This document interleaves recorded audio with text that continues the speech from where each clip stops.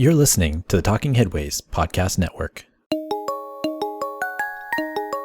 This is Talking Headways, a weekly podcast about sustainable transportation and urban design. I'm Jeff Wood. This week we're joined by Fabian of ResourceX to talk about his work on priority-based budgeting. We discuss how cities create budgets that reflect their policy goals and what it takes to find resources for big ideas. Stay with us.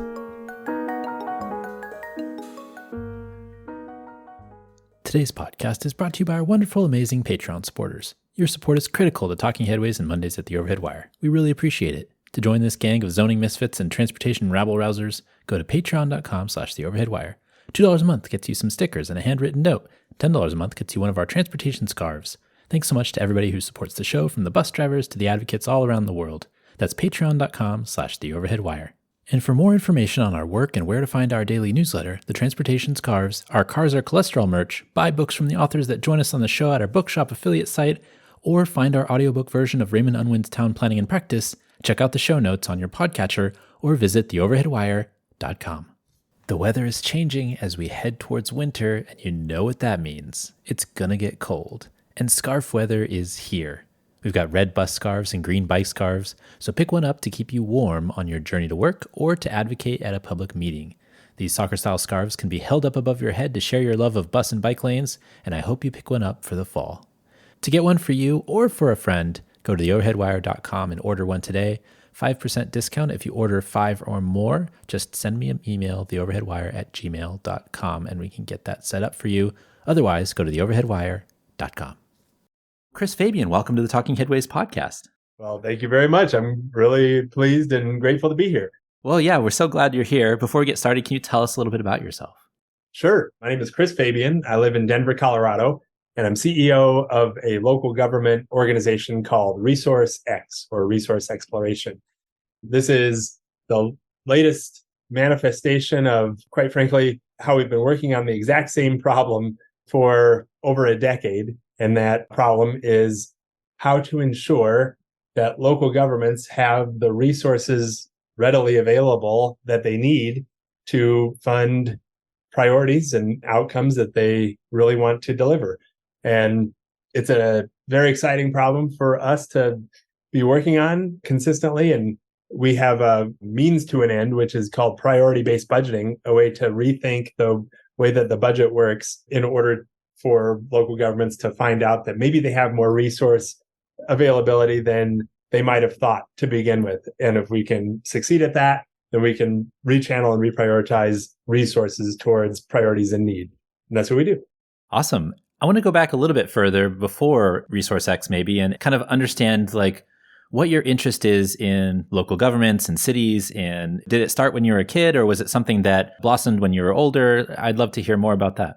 Yeah, that's a great question. I think about that myself. For all of us, at some point in our career, we were either, you think about being Indiana Jones or a superhero, and then at some point you're in local government working on the budget. And the question is what happened in the middle to justify this incredible pivot? Our dad worked in local government in Berkeley, Michigan, and he was a council member, ultimately executive director of a nonprofit environmental health organization. And maybe that's where it started. I'm not totally sure. Maybe it was watching a lot of episodes of The West Wing when you were growing up, and that seemed to be a pretty gripping and fun show to watch. Or maybe it was just innate. Not quite sure. But I got my start in engineering, of all places, and was working on water and wastewater treatment plants and water rights. And in the midst of doing that work, I met a city manager who I had not been exposed to before. That's an interesting profession. The engineering firm I was working at had hired a city manager to teach the company about how local governments actually work. This was an engineering firm who supported local and state governments overall. And so it was beneficial to them to have a city manager's perspective on, how does funding actually get appropriated to fund the projects that the engineering firm is trying to win? In the midst of getting to know this individual, we did some water rate studies for a community, or we do a fleet analysis for another community. And I liked that. It was kind of technical work. And as we would free up money or find certain efficiencies for Laramie, Wyoming, or Inglewood, Colorado. My interest was always, where does that money go? I hope that we did some good. That if we saved $1 million in one place or another, does it get refunded to taxpayers? Does it go to improved compensation for police officers? Do they fund something interesting with it? And I guess that was the rabbit hole that I went down to try to continue to find out, where does the money go, and ultimately, does our work have any impact? Yeah. Oh my gosh, that's such a great story. I mean, it's so interesting to think about like the budgets and how they all work and all the line items that you have to go through in order to figure out what that money is going to. Was there something in some of your first jobs that kind of struck you as like, oh my gosh, this is a whole thing we can do, make it so much bigger and do so much more for places going forward?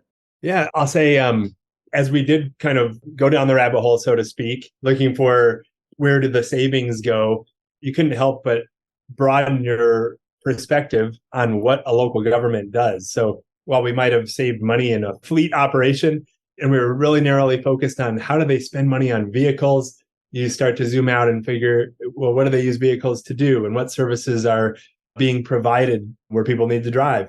And then you get into heavy equipment and all sorts of things. So you can't help but find yourself looking at the bigger picture, how resources are being used. And I guess that's what started to excite me personally, was that bigger picture of how does a local government actually make these decisions on who gets what and what priorities they're trying to fund.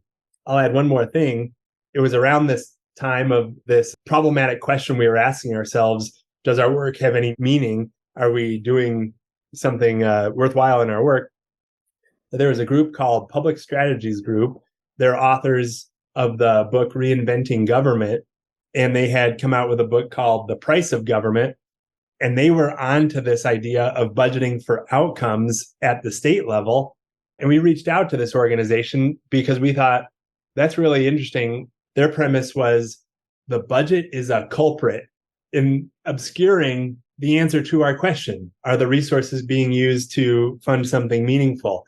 The budget was a confusing element. Like, things get messed up in the budget and nobody really wanted to take that on. And they had imagined, what if we could see the budget not from a departmental or a line item perspective, but from an outcome perspective overall?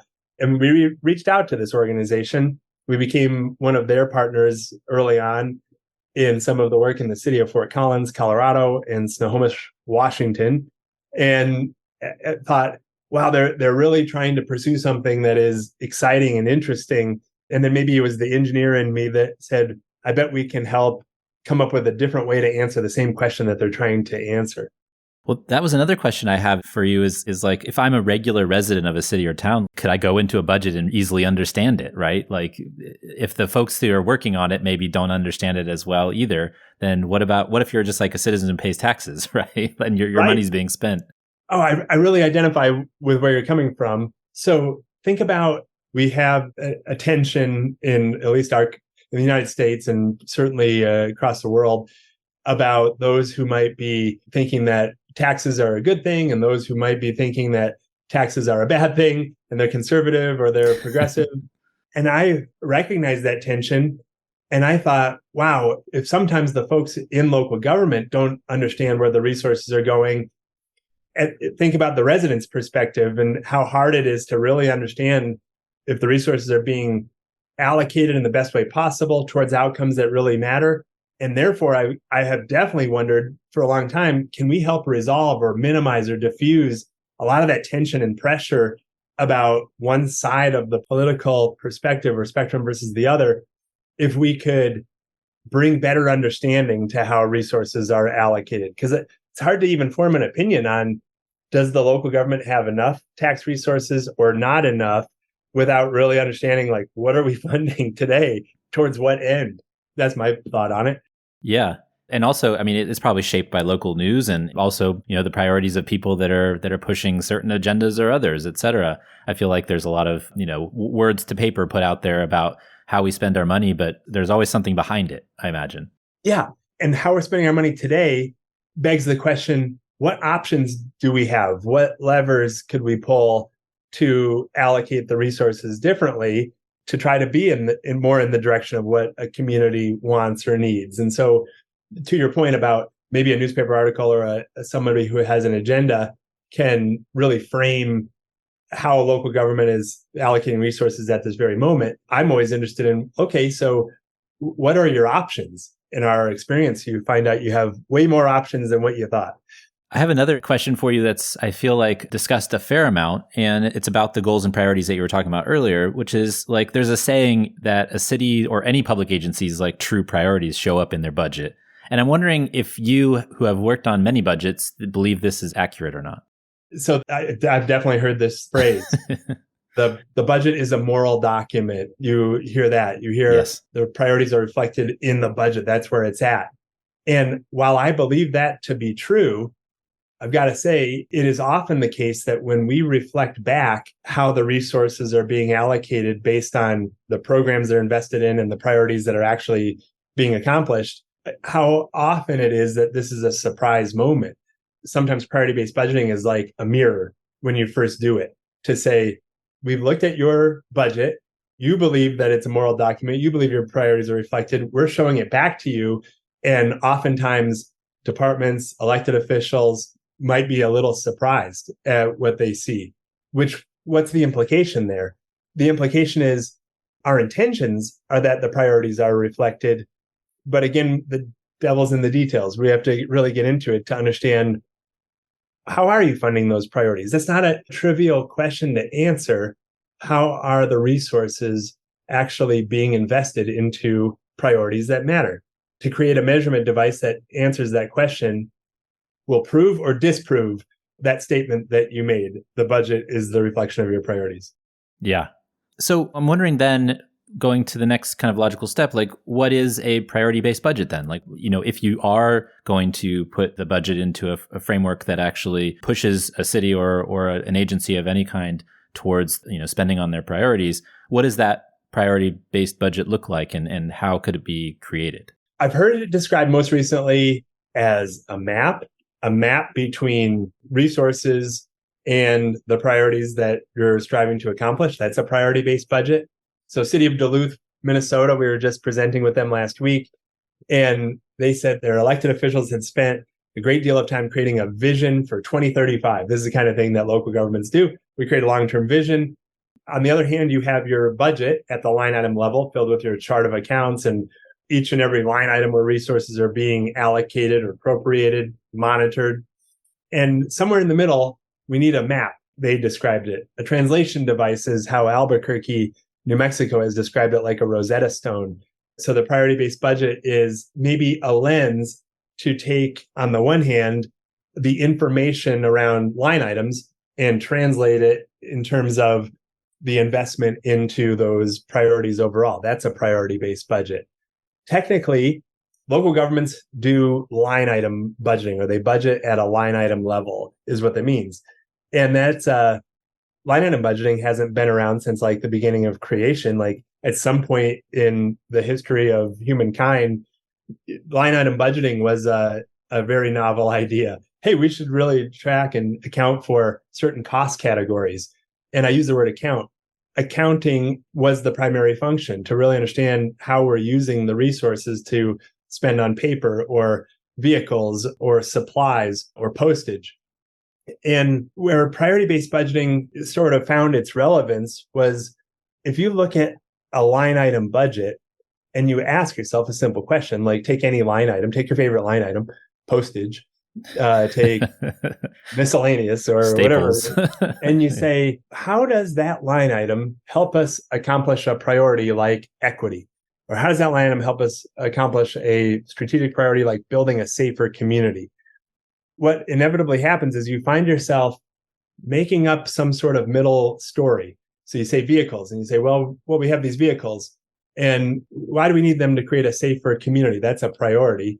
Well, I'm sure that some vehicles are used for police patrol. So I just made up a connection in the middle. And police patrol is something we do to create a safe community. All right, that's interesting. What about something else that leads to a safe community that's vehicle related? Well, we have inspectors that go out and they drive their vehicles to go to a construction site or a building and inspect it for safety. Okay, that's great. So now here's two examples where I need to make up some sort of context in the middle to take the line item vehicles and connect it to the priority of a safe community. And that connection in our experience is, what are the vehicles, what are the line items being used to do? And the answer to that question is programs and services. Programs and services are the vehicles, metaphorically, the means to an end to deliver. So you take line items, you invest in a program or service, which is people or stuff, providing something in order to achieve an intended outcome. And a priority-based budget is leveraging the line items of your budget and filling in the gap between what are you doing with those line items and the priorities that you're trying to accomplish. How complicated does that get, though? Because, you might have one person on one side saying that, the inspector's vehicle would be, there's value in that because they go inspect buildings that won't fall down in an earthquake or et cetera. But then you also have folks that are like, well, why can't those inspectors take the bus, right?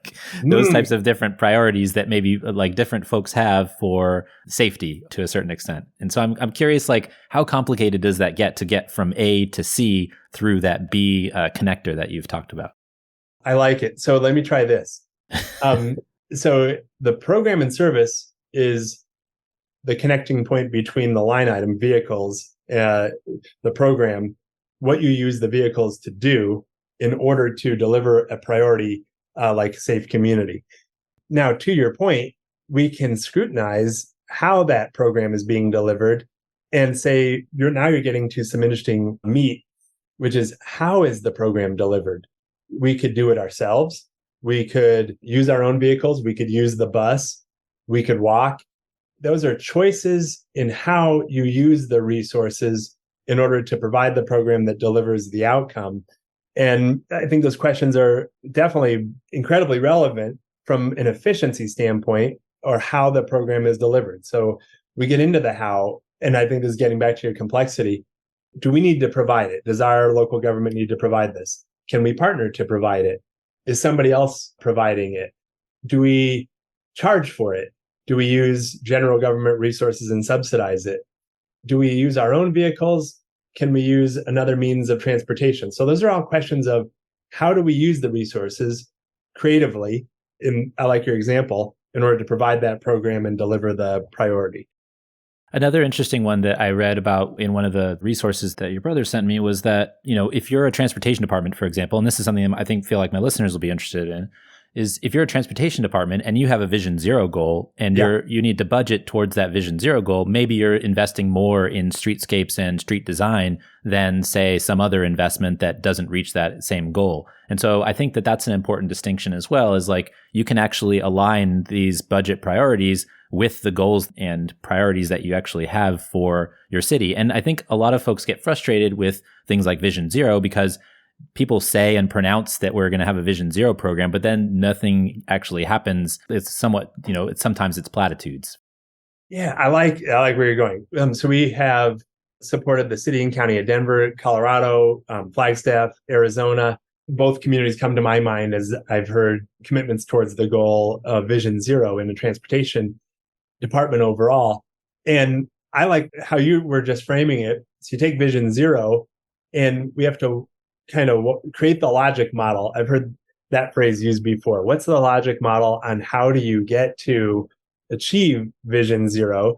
Is it program delivery? Is it projects in your capital budget? Is it policy or design for how you approach street design overall? So you can easily start to come up with, and I know that you and your listeners would have so many concrete examples of how you deliver Vision Zero. What are the strategies? What do you provide? And then the next question is, what's the price tag? So you have programs and projects and policies and the price. So that ultimately, how do your resources align with the designers who are planning your streets, or the projects to slow traffic and add signage and signalization and those sorts of elements overall? But I like what you did, starting with the priority, the goals, and backing into, all right, we have several choices for how are we going to deliver or execute on this outcome that we're looking for. And then ultimately, how do you fund it? Yeah, and I should say that I'm coming from a little bit of an unfair advantage because we just had Kerry Watkins and David Ederer on the show, and I actually haven't released that episode yet. So we talked about the safe systems pyramid, and it's actually a different way of thinking about safety. And I think that your budgeting process could actually fit into their pyramid very well. But the episode isn't out yet. It will be out by the time your show is out. But I hope folks will listen to both episodes and combine the two because I think it's really important. What's the process for getting folks on the same page? There's different department heads that have control over budgets. They probably have a good big say over what happens. You have these lofty kind of overarching goals. You probably have departmental goals and things like that. I'm wondering how you get everybody on the same page and talking the same language. Well, that's such a great question. So a basic answer is that there is a recipe to this design overall, where each department investigates the programs that they provide. Actually, we give departments a list of programs that they most likely provide based on just having looked at so many local governments. And of course, we see unique programs offered by any given city or county who we're working with. But by and large, you'll see a lot of overlap on what is a program, what is a service in our definition. So departments walk through this mapping exercise to identify what are the programs they provide, how do their line items support the delivery of those programs overall. And then those programs get scored or connected to the various strategic priorities that the organization is trying to accomplish. So from a process standpoint, departments are on the same page and speaking this language using the vocabulary of programs supported by line items and how do programs connect to the priorities that they're trying to accomplish overall. Now, that's the basic answer. So putting the data together is any more a very repeatable exercise, and we're even predicting it for organizations, which is a whole nother topic and very interesting and cool. But I think where you made my mind go, at least, was so same page from a department. Sometimes we find that a department is doing their best to make their department successful. And so they have their own priorities, they have their own objectives and their own vision, which is very worthwhile. In a local government organization, however, it's not one department's perspective on the priorities. The harder question to get to is, what are the priorities across all of the departments overall? I was recently in the city of Fort Worth, Texas, and they're in the midst of doing priority-based budgeting in a phased approach. So they have a group of departments who've started, and then they'll have a second phase starting in the fall. And I went to the city to be a fly on the wall in the middle of their budget hearings. And each department gets up and they describe what it is that they're asking for in the budget for the year ahead. And any given department, whether it's the library or human resources or police or public works, they all have incredibly exciting stories to tell, ambitions, things that they're trying to accomplish overall. And you sit back and you think about, well, just for that department, they have their game plan together. And it's very exciting to think about what the library is going to do.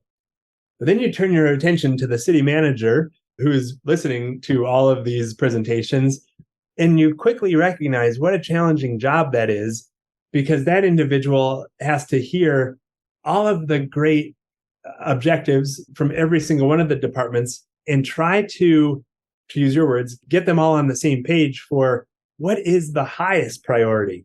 And what is, if we had to draw the line somewhere where we couldn't fund anything anymore, how would we come up with the answer to that? Where does that line get drawn?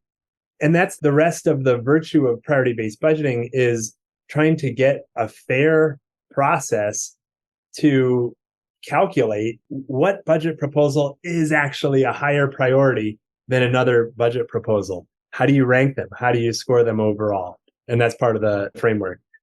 Through this process, do you see people's minds change over the time period of what they feel is important and what they feel is less important? Or is it an iterative process? Is it something that everybody puts their names in the hat and then the city manager decides? Like, how does it change over time from the beginning of the process to the end of the process?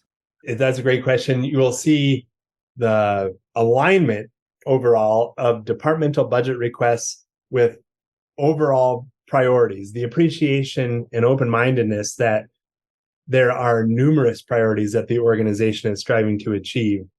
You even take a police department who, for the most part, when we start our work, is very focused on public safety, the safety and well-being of residents and visitors and property in a community overall. And a police department might not always be well-versed in thinking about the impact that their programs have on other priorities outside of public safety.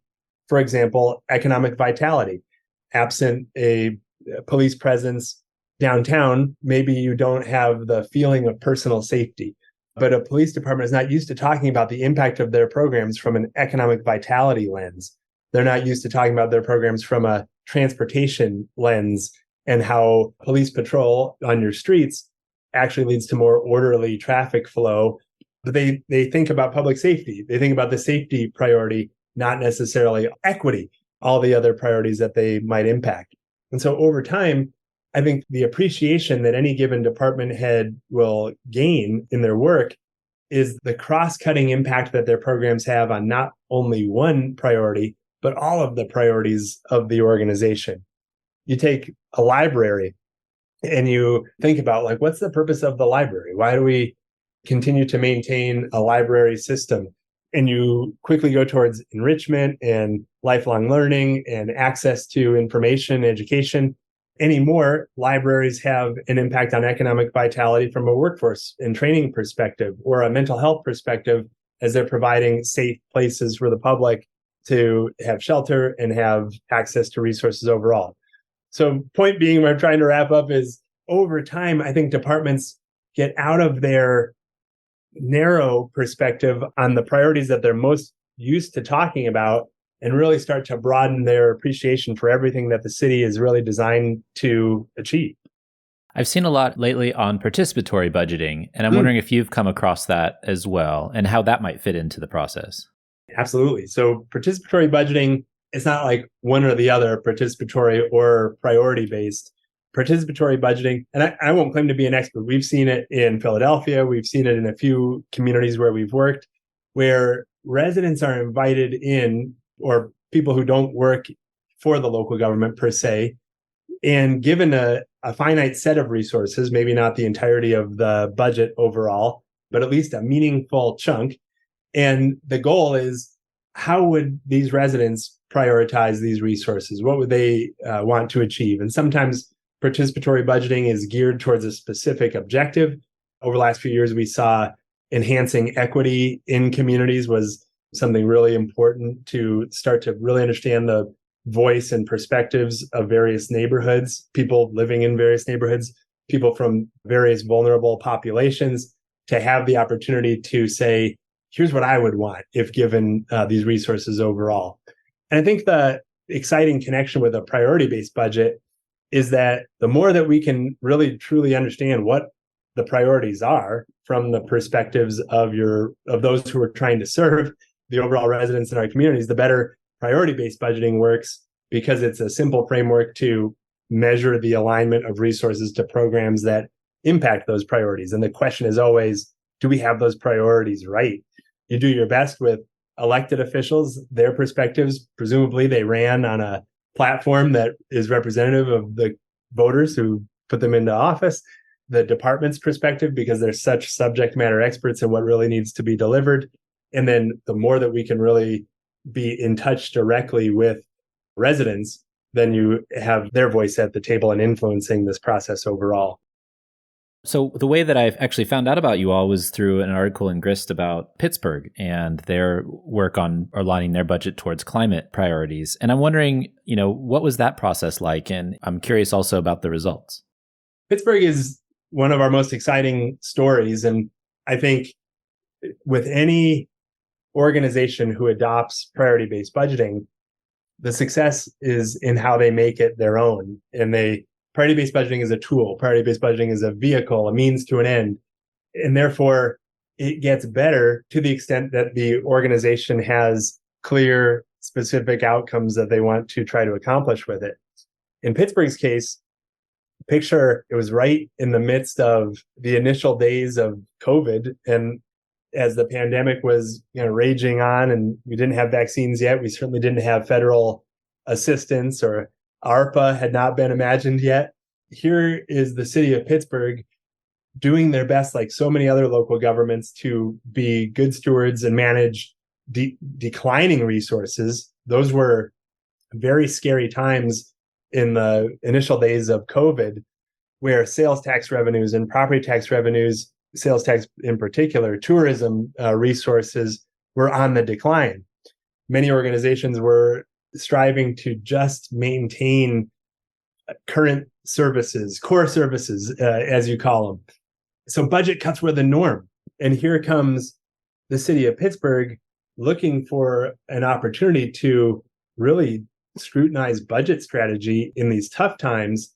But the twist was the city of Pittsburgh was working with Bloomberg's American Climate Challenge Cities program, where through the initiative, mayors of certain communities who are very committed to climate goals were looking for answers for how do they fund them. You have a climate action plan. We have an inventory of emissions. We have a vision zero for carbon neutrality, zero emissions overall. And the city of Pittsburgh reached out to us to say, we have a climate action plan. We've just put it together. It is not free. It's very costly. We have all of our initiatives identified for what we want to do. We have a price tag around these initiatives. What we don't have is any realistic connection to how are these initiatives going to get funded. When you talk to Grant Irvin, who was their chief resilience officer at the time, he described that in his discussions with the budget office in Pittsburgh, they called these projects related to the climate action plan unicorns, meaning they are fiction. They do not exist. They're not going to come about anytime soon. And so the value proposition for priority-based budgeting in Pittsburgh was, we have to challenge ourselves to look at our budget, which is already decreasing in the midst of COVID. Our departments have already gone through the work to offer up reductions in their budget. Mayor Peduto at the time, it's Mayor Gainey now who has carried the torch. Mayor Peduto at the time said, we not only have to preserve the status quo as best as possible, but we have to dig deeper to find resources to reallocate from our own budget in order to come through and fulfill our obligations from the climate action plan. I remember being in a staff meeting. So you got Chief of Staff Dan Gilman and the department heads, and one of the department heads raises their hand and said, so let me hear you straight. We just reduced our budget to barely make it through COVID. We've got vacancies that we're not filling. We've reduced various supplies and services. And are you saying that you want us to reach deeper and offer up more ideas for creative ways that we can save money so that you can fund your climate action plan? And the answer was, well, you're close. It's our climate action plan as a city. This is our priority.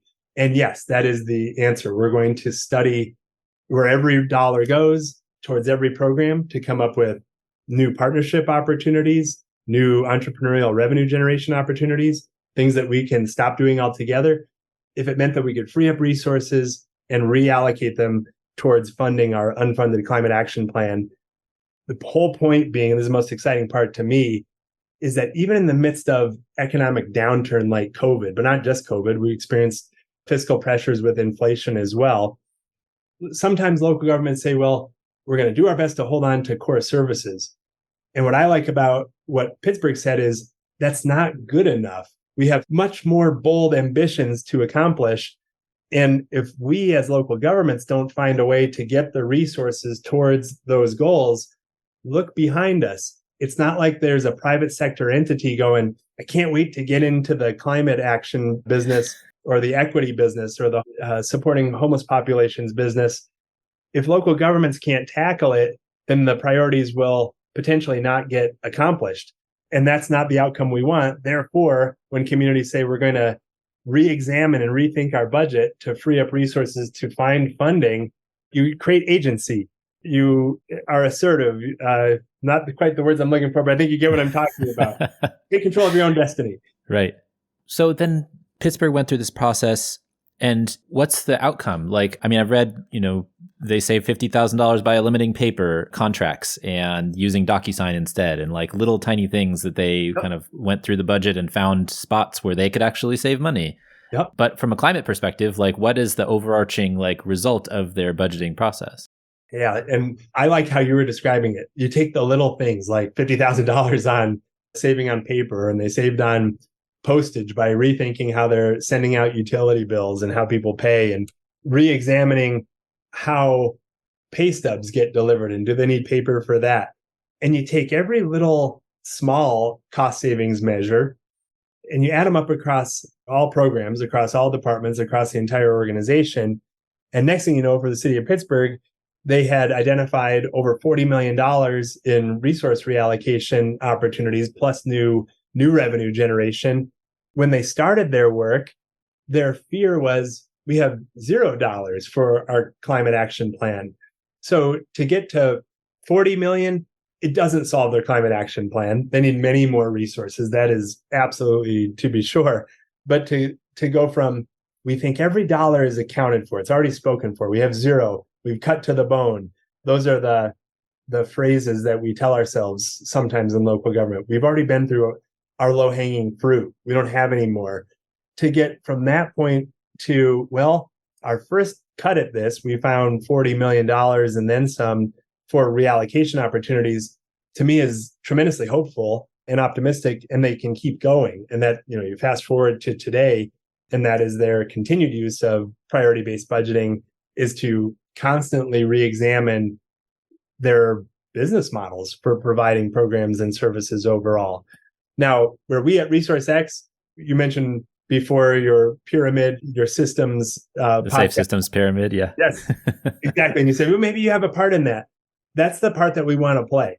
If we can fix the readily available resources part, then we know full well there are the Grant Irvins of the world and the Patrick Cornells in Pittsburgh, is who I'm describing, Will Bernstein and Jen Olzinger, who have serious vision for how to use those resources and put them to use in the climate action plan. Or when we're working for a chief equity officer and we're in Los Angeles and Malika Billups is looking for, you find us the resources and we know where to invest them to achieve this particular objective. That's where we have a partnership with those who are bringing about the impact. And we're part of that resource engine overall that leads to the impact. Another interesting connection to a previous show that we've done was we had David Schleicher on from Yale to talk about his book In a Bad State. And the discussion was basically on these dips in the economy and how, there's bailouts and there's moral hazard related to those. And the interesting part is that, a lot of local governments have to cut and create this austerity during downturns, whether it's COVID or, the Great Recession or things like that. And a lot of places in rural areas specifically haven't even recovered yet from the recession. And now they get hit by COVID. There's a lot of, damage that's been done to local governments across the country. But I find your solution very interesting in that, maybe they don't necessarily have to go through this period of, they might have to cut some things, but they might not have to go too deep into their austerity if they can find these solutions where maybe they haven't rethought their budget in quite a while, and there are these savings, like a DocuSign. I mean, that's not like a management consultant coming in and being like, nickel and diming. It feels like an actual real savings to a certain extent. Oh, I really like how you put that. I mean, our goal is, when you said real savings, it makes me think of, we're trying to create win-wins where you're spending your current budget differently in a way that is reasonable, is practical, to free up money and reallocate it towards things that you couldn't fund before without necessarily having to ask the public for more resources if they can't afford it. Now, in many cases, priority-based budgeting helps frame what you're asking the public to fund. We love that. So that way you're at least clear. Jeff, I would also say, think about this for a second. I'll show you, we have a challenge coin, and the challenge coin identifies 4 levels of mastery. It's kind of like our own pyramid, so to speak, but we did it in a circle. Level 1 is, okay, so you actually know where the resources are going from a programmatic perspective, and you can measure your investment and outcomes. It's like yesterday, if someone asked you how much does it cost you to do snow removal or pothole repair, you didn't really have the answer. You had a line item budget. Today, you have an answer to that question at a program level, and you know how those programs achieve outcomes. That's great. Second level is, now that you have this prioritized understanding of resources to programs to outcomes, you start to try to get better. You have a baseline and you want to improve it. So you ran a 10-minute mile and now you want to run a 9-minute mile. How are you going to do that? In priority-based budgeting language, we have a lot of investment into programs that really have very little to do with our outcomes. They're not mandated. Demand is going down. They don't pay for themselves. Their connection to our priorities is minimal, and a partner could do it.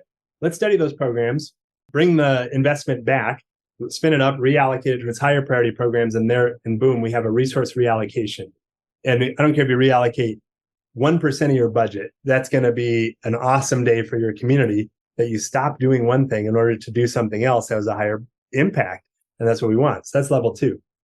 Level 3 suggests or asks, how far should you go? Like, what are the results that really are driving the need for investment that you can't fund today? And how much more can you fund it? So that's the Pittsburgh story. They have a climate action plan. They need a lot of resources. So Pittsburgh is spinning up as much as they can to reallocate substantial amounts of resources towards funding that result that makes their future better. The best of the best communities in priority-based budgeting will find ways to reallocate 10% of their operating budget. And to us, that's huge. That's enormous. And that's level 3, is knowing what results are going to drive your need to reallocate. And level 4, finally, I wind myself back to your original question about austerity and rural communities and what to do. Level 4 is about, well, we can look at our own organization and try to reprioritize our current budget. But you can imagine an endpoint where the trade-offs aren't getting better. You're just pulling resources away from one really high priority thing to invest in another high priority thing. So you're no better off necessarily by doing a resource reallocation. What do you do then? Is that the end of priority-based budget and you've succeeded? And our clients have demonstrated that no, where things get really interesting at level 4 is understanding that you're but one organization in a region.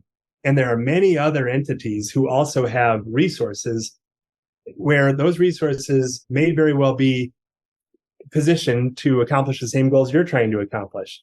And so even in times of austerity, we have seen where organizations can band together and say, maybe I can't provide the program that this community needs, but maybe our nonprofit community can, maybe the private sector, maybe another local government.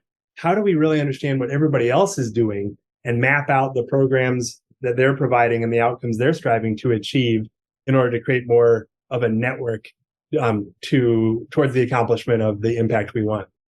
I have one more question for you.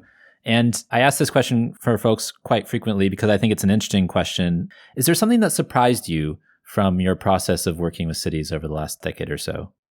I'm constantly surprised. A simple answer is, I love getting into the program inventory work because I'm constantly amazed and surprised by the vast number of programs and types of programs that local governments are providing.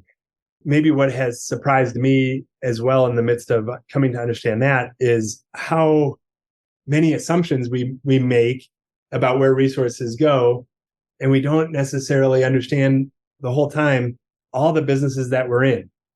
I think I've come to appreciate that local governments, unlike the private sector, which might be focused on numerous product lines, local governments, if you call their product lines, priorities or departments or the programs within, it's hundreds, maybe more than that. And I guess that is like it's partly surprising and partly amazing to think about what it takes to be at the helm of leadership running a local government that is into everything from mental health services to lawn mowing in the parks to facility maintenance and transit-oriented development.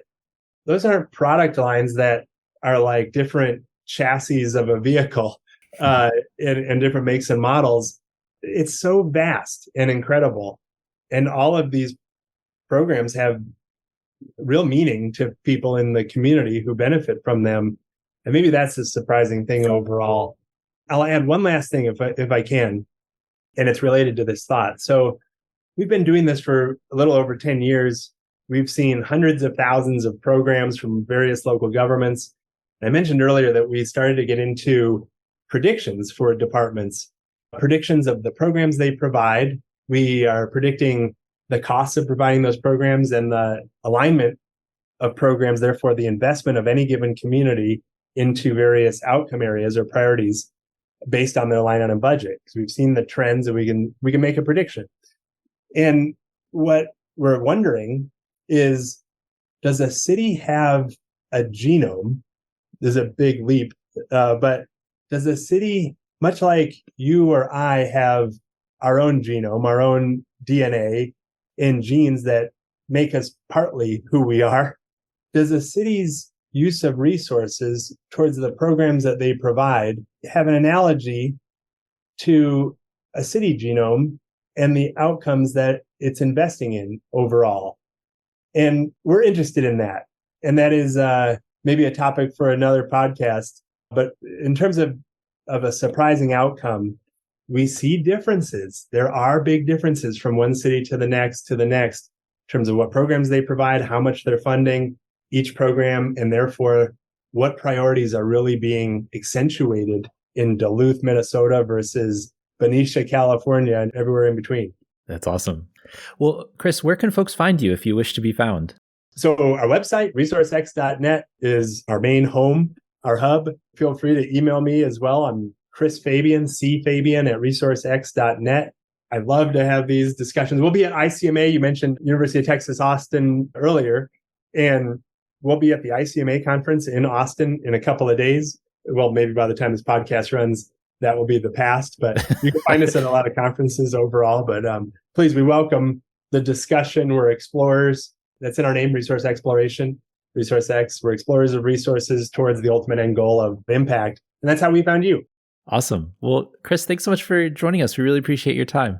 Thank you so much, Jeff.